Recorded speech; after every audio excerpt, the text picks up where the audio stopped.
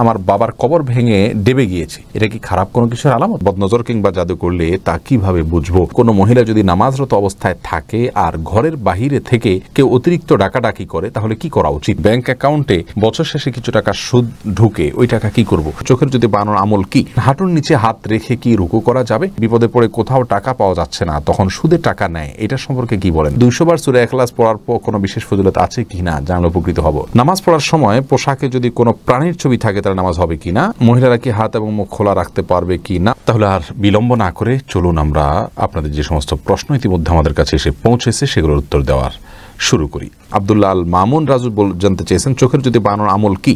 চোখের যদি বানানোর জন্য কোরআন হাদিস থেকে বিশেষ কোনো আমল বলা হয়নি, তবে রুকিয়া হিসাবে ফাকাশাফনা আনকা গিতাআকা ফাবাসারুকা আল-ইয়াওমা হাদিদ, সূরা হাদিদের এই আয়াতটির অংশ, এটা পড়ে চোখে ফু দেওয়ার কথা অনেক ওলামা ইকরাম বলে থাকেন। এটা শুধু ঝাড়ফুঁকের জন্য কোরআন হাদিসে বর্ণিত থাকা কোনো জরুরি নয়। কোরআনের আয়াতকে শেফা হিসাবে গ্রহণ করা যেতে পারে, সেই হিসাবে এটা কেউ করতে পারেন, তবে এটা হাদিস থেকে শেখানো কোনো আমল নয়, সেটি আমাদের মাথায় রাখতে হবে। বানিউল আলম আপনি জানতে চেয়েছেন, হাঁটুর নিচে হাত রেখে কি রুকু করা যাবে? না, হাঁটুর নিচে হাত রেখে রুকু করা যাবে না। হাঁটুর যে গিরা আছে সেটাকে শক্ত করে ধরে, এভাবে আঙ্গুলগুলো ফাঁকা থাকবে, সেটাকে ধরে গিরার মধ্যে হাত দিয়ে দেন আপনাকে রুকু করতে হবে। শেখ শরীফ জানতে চেয়েছেন, অজুরত অবস্থায় বায়ু বের হলে নতুন করে অজু করতে হবে নাকি সেখান থেকে ধারাবাহিকভাবে অজু করতে হবে? নতুন করে অজু করতে হবে, ধারাবাহিকভাবে অজু করলে হবে না। মাঝখানে যদি অজু হাত ধুয়েছেন, মুখ ধুয়েছেন, তারপর বায়ু বের হলে তাহলে শুরু থেকে অজু করতে হবে আপনাকে। আলামিন হোসেন জানতে চেয়েছেন, 200 বার সূরা ইখলাস পড়ার পর কোনো বিশেষ ফজিলত আছে কিনা জানলে উপকৃত হব। ভাই আলামিন, এরকম কথা আমাদের সমাজে খুব বেশি প্রচলিত আছে যে 200 বার সূরা ইখলাস পাঠ করার ফজিলত রয়েছে, মূলত এরকম কোনো কথা বিশুদ্ধভাবে প্রমাণিত নয়। সূরা ইখলাস 200 বার বা নির্দিষ্ট সংখ্যায় পাঠের ব্যাপারে হাদিসে কোনো নির্দেশ নেই, তবে হ্যাঁ এটুকু বলা আছে সূরা ইখলাসকে সুলুসুল কোরআন বলা হয়েছে, অর্থাৎ কোরআনের 3 ভাগের 1 ভাগ এর সমতুল্য বলা হয়েছে। অতএব যদি কেউ 3 বার সূরা ইখলাস তেলাওয়াত করেন তাহলে কেমন যেন তিনি 1 খতম কোরআনের সওয়াব পেলেন, এটুকু বলা যেতে পারে। যদি হাদিসে ওইভাবে বলা হয়নি, ওলামা ইকরাম সে ব্যাখ্যা এটা বলেছেন, কিন্তু 200 বারের কোনো ফজিলত হাদিসে পরিণত হয়নি, বিশুদ্ধভাবে এটি মন গড়া কথা অনেকে বলে থাকেন। এরপরে রিজওয়ান আহমদ শুভ আপনি জানতে চেয়েছেন, ব্যাংক অ্যাকাউন্টে বছর শেষে কিছু টাকা সুদ ঢুকে, ওই টাকা কি করব? ওই টাকা যদি বন্ধ করার কোনো অপশন থাকে তাহলে বন্ধ করে ফেলবেন, আর যদি বন্ধ করার কোনো অপশন না থাকে, অটোমেটিকলি আসতে থাকে প্রতি বছর শেষে, তাহলে সেটা গরিব দুঃখীদেরকে হিসেব করে দান করে দিয়ে দিবেন এবং কোনো সওয়াবের আশা করবেন না। সারা সফা জানতে চেয়েছেন, ফরজ নামাজে ভুল হলে কি সিজদা সাহু করলে নামাজ হয়ে যাবে নাকি পুনরায় পড়তে হবে? বোন সাফা সারা, ফরজ নামাজে যদি ভুল হয়, ভুলটা যদি হয় ওয়াজিব তরকের ভুল, তাহলে সিজদা সাহু করলে নামাজ হয়ে যাবে, আর যদি ফরজ তরক হয় তাহলে সে নামাজ পাশে রাকাত আবার পড়তে হবে। আর সুন্নাত তরক হলে কিছুই করতে হবে না, আপনার কোন ভুল হয়েছে সেটা হলো মূল বিষয়। আর সিজদা সাহুর বিষয়টি সব নামাজের ক্ষেত্রে একই কথা প্রযোজ্য, সুন্নাত ওয়াজিব ফরজ সব নামাজের মধ্যে একইভাবে, অর্থাৎ ওয়াজিব তরক হলে সিজদা সাহুর নামাজ হয়ে যাবে। সাদ ভয়েসম্যান এআইডি থেকে আপনি প্রশ্ন করেছেন, আমার বউয়ের মেজাজ অনেক গরম, এখন আমার করণীয় কি? আল্লাহ তাআলা আপনার বিষয়টাকে সহজ করুক ভাই।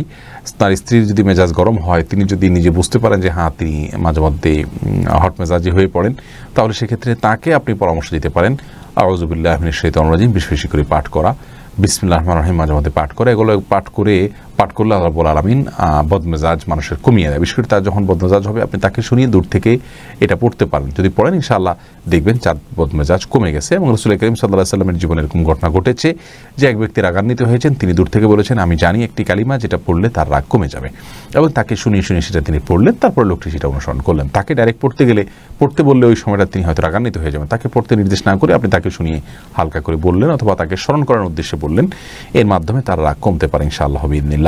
তানভীর আহমেদ জানতে চেয়েছেন, আমাদের একটা দোকান আছে, মাঝে মাঝেই অনেক কিছু ভুলে ফেলে যায়, এখন আমরা কি করতে পারি? যথাসম্ভব সেটা রেখে দিবেন, মালিক তালাশ করে দেওয়ার চেষ্টা করবেন, তাকে পাওয়ার কোনো সম্ভাবনা না থাকলে সেক্ষেত্রে সেটি কোনো গরিব দুঃখীকে দান করে দিবেন তার পক্ষ থেকে। এরপরে ইমতিয়াজ মাহদি প্লাবন আপনি জানতে চেয়েছেন, বাসায় শ্বশুর শাশুড়ি আছেন, ছেলের বউকে কি সবসময় মাথায় কাপড় দিয়ে থাকতে হবে না? এমন কোনো কথা নেই, তবে হ্যাঁ শালীনতার মধ্যে যথাসম্ভব থাকার চেষ্টা করতে হবে, এবং শ্বশুরের সামনে বিশেষ করে যথাসম্ভব নিজেকে শালীনতার মধ্যে রাখতে হবে, যাতে করে তিনি বাজে কোনো চিন্তা করার মতো কোনো পরিবেশ তৈরি না হয়, আল্লাহ মাফ করুন। তবে মাথায় কাপড় দিয়ে থাকতে হবে নির্দিষ্টভাবে, এমন কোনো কথা বাধ্যবাধকতা নেই। তানজিদ আহমেদ জানতে চেয়েছেন, বিপদে পড়ে কোথাও টাকা পাওয়া যাচ্ছে না, তখন সুদে টাকা নেয়, এটা সম্পর্কে কি বলেন? দেখুন, অনেক ভাই বোন এই কাজটি আজকাল করছেন। আল্লাহ রাব্বুল আলামিন মানুষকে পরিশ্রম অনুযায়ী তার রুজিতে, রুটিতে, উপার্জনে বরকত দিয়ে থাকেন। আমরা পরিশ্রম করব। আল্লাহ রাব্বুল আলামিন কোরআনে বলেছেন, ফাইদা কুদিয়াতিস সালাহ ফান্তাশিরু ফিল আরদ, যখন সালাত শেষ হয়ে যাবে তোমরা জমিনে ছড়িয়ে পড়ো। আমরা জমিনে ছড়িয়ে পড়ব, উপার্জনের জন্য চেষ্টা করব, ছুটে করব। এটা আমাদের কর্তব্যের অংশ। আমরা শর্টকাট ওয়েতে উপার্জন করার চেষ্টা করব না। আপনি ছোট্ট পুঁজি নিয়ে, সামান্য পুঁজি নিয়ে রাস্তার পাশে বসে যান, শুরু করেন এবং অধ্যবসায় করেন, শেখার চেষ্টা করেন, মেধা খাটান এবং শারীরিক পরিশ্রম, কায়িক পরিশ্রম আপনি করেন। এর মাধ্যমে ইনশাআল্লাহ আল্লাহ তাআলা আপনাকে বরকত দিবেন। আস্তে আস্তে আপনি সামনে বাড়তে যাবেন। সুদের উপরে লোন নিয়ে তারপরে ব্যবসা করা কোনো অবস্থাতেই মুসলমানের জন্য জায়েজ নাই। প্রয়োজনে তিনি অল্প খাবেন, ছোট ব্যবসা করবেন। আল্লাহ তাআলা আমাদেরকে হারামকে না করার মতো ঈমানের শক্তি অর্জন করার তৌফিক দান করুন। নামাজ পড়ার সময় পোশাকে যদি কোনো প্রাণীর ছবি থাকে তাহলে নামাজ হবে কিনা নোমান ভাই জানতে চেয়েছেন, এনএস নোমান। যদি কোনো কুকুরের ছবি কোনো ছবি থাকে, কোনো প্রাণীর ছবি থাকে তাহলে নামাজ হয়ে যাবে, কিন্তু এই কাজটি খুবই অন্যায় কাজ, খুবই দুর্গর্হিত কাজ এবং জঘন্য কাজ। কারণ হলো সালাত পড়বেন আল্লাহর রহমত আসার জন্য, আর কোনো প্রাণীর ছবি থাকলে সেখানে আল্লাহর রহমত আসে না। তাহলে আপনার এই সালাতটাতে কীভাবে আপনি আল্লাহর অনুগ্রহ লাভ করবেন? এই জন্য কোনো প্রাণীর ছবি আসে এরকম জামা কাপড়ে সালাত আদায় করা উচিত নয়। কিন্তু যদি বিকল্প কিছু না থাকে, ওই জামাকে উল্টিয়ে পারলে পড়বে, আর সেটাও যদি কোনোভাবে করা না যায়, দোনো পাশে যদি ছবি থাকে তাহলে সেক্ষেত্রে সালাত ত্যাগ করবে না, ওই অবস্থায় পড়ে নেবে। এরপরে মহিলারা কি হাত এবং মুখ খোলা রাখতে পারবে কি না, মাহমুদ হাসান জানতে চেয়েছেন। না, হাত মুখ এগুলো ঢাকবেন যদি ঢাকা যায়, আর যদি ঢাকা না যায় তাহলে সেক্ষেত্রে আল্লাহ রাব্বুল আলামিন বলেছেন ইল্লা মা যাহারা মিনহা, যেগুলো এমনি প্রকাশিত থাকে। অনেক উলামা ইকরাম বলেছেন তার মধ্যে হাতের কবজি, পায়ের পাতা, এগুলো প্রকাশিত থাকে, যার কারণে এগুলো না ঢাকলেও চলবে। ফিতনার এই যুগে মানুষ মেয়েদের কাপড় চোপড় এবং তাদের শরীরের যে কোনো অংশ দেখেই বাজে চিন্তা করে, যার কারণে একজন আত্মসম্মানবোধী মায়ের জন্য সেগুলোকে ঢেকে ফেলাটাই হলো উচিত এবং উত্তম। শফিকুল ইসলাম জানতে চেয়েছেন, কোনো মহিলা যদি নামাজরত অবস্থায় থাকে আর ঘরের বাহিরে থেকে কেউ অতিরিক্ত ডাকাডাকি করে তাহলে কি করা উচিত? যতই ডাকাডাকি করুক না কেন নামাজটাকে চালিয়ে যেতে হবে। যদি ফরজ নামাজ হয়, আর সুন্নত নামাজ হলে যদি ডাকটা শুনে তিনি বুঝতে পারেন যে তার মা বাবা কোনো বিপদে পড়ে ডাকছেন বা জরুরি কোনো কাজে ডাকছেন, মা বাবা যদি ডাকেন তাহলে সেক্ষেত্রে ছেড়ে চলে যেতে পারেন সুন্নত নামাজ হলে।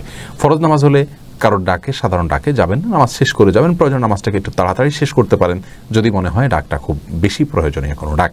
আর যদি কোনো ব্যক্তির মৃত্যুর মুখে পতিত হয়েছেন, এরকম কিছু আঁচ করতে পারেন তিনি, তাহলে সেক্ষেত্রে ফরজ হলেও নামাজ ছেড়ে দিয়ে তার জীবনকে রক্ষা করার জন্য তিনি অগ্রসর হয়ে যাবেন। এটা তার কর্তব্যের অংশ। মোহাম্মদ তাকিব জানতে চেয়েছেন, বদনজর কিংবা জাদু করলে তা কিভাবে বুঝবো? এটা একটু জটিল আসলে। বেশিরভাগ ক্ষেত্রে আপনার রুকিয়া যারা করেন তারা এরকম রোগীকে কিছু তিলাওয়াত শুরু করলে তাদের মধ্যে অস্থিরতা শুরু হয়, বিশেষ কিছু আলামত তারা দেখতে পান, তার মাধ্যমে বোঝা যায়। এছাড়া অনেকগুলো পদ্ধতি আছে বোঝার জন্য, যেগুলো আসলে সঠিক নয়। সেগুলোতে কুফরি কালামের আশ্রয় নেওয়া হয়, জিনদের আশ্রয় নেওয়া হয়, অনেকভাবে করা হয় যেগুলো সঠিক নয়। রাখি আক্তার জানতে চেয়েছেন, আমার বাবার কবর ভেঙে ডেবে গিয়েছে, এটা কি খারাপ কোনো কিছুর আলামত? না, খারাপ কোনো কিছুর আলামত নয়। এটা মাটির কোনো সমস্যার কারণে হতে পারে। কোরআন হাদিস থেকে এটাকে খারাপ কোনো আলামত বলে বলা হয়েছে বলে আমাদের জানা নেই।